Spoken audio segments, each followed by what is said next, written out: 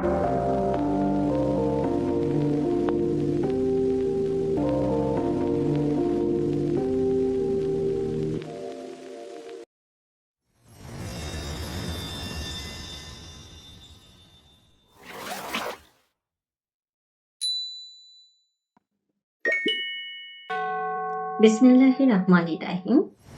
সমস্ত প্রশংসা আল্লাহ তাআলার জন্য, যিনি কিছু রাতকে বানিয়েছিলেন হাজার মাসের চেয়েও উত্তম। দুরূদ ও সালাম বর্ষিত হোক আমাদের প্রিয় নবী হযরত মুহাম্মদ সাল্লাল্লাহু আলাইহি ওয়াসাল্লাম এর উপর, যিনি আমাদের শিখিয়েছেন খুঁজতে, না যে ধরে নিতে। প্রিয় ভাই ও বোনেরা, লাইলাতুল কদর কোনো নিশ্চিত তারিখ নয়, এটা একটি অনুসন্ধান। আল্লাহ এই রাত লুকিয়ে রেখেছেন, যাতে আমরা একটি রাত নয়, একাধিক রাত জাগি। ইশারা মানে নিশ্চয়তা নয়, ইশারা মানে মনোযোগ। নাজাতের দশকে এই রাত আমাদেরকে বলে, তুমি কি সত্যি আমাকে চাও? দিনানুর বলে, যে মানুষ অপেক্ষায় থাকে তার অন্তর সতর্ক থাকে।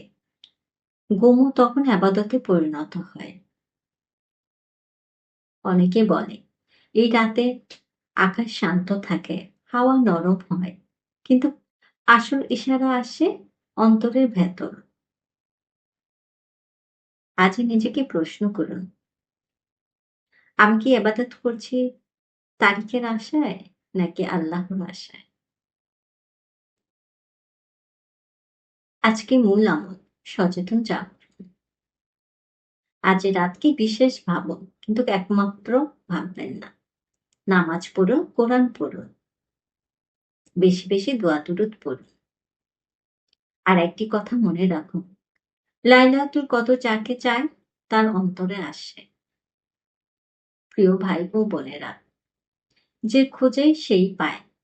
না যাতে এই রাতে আসুন, আমরা ইশারার জন্য অপেক্ষা না করে নিজেকে প্রস্তুত করি।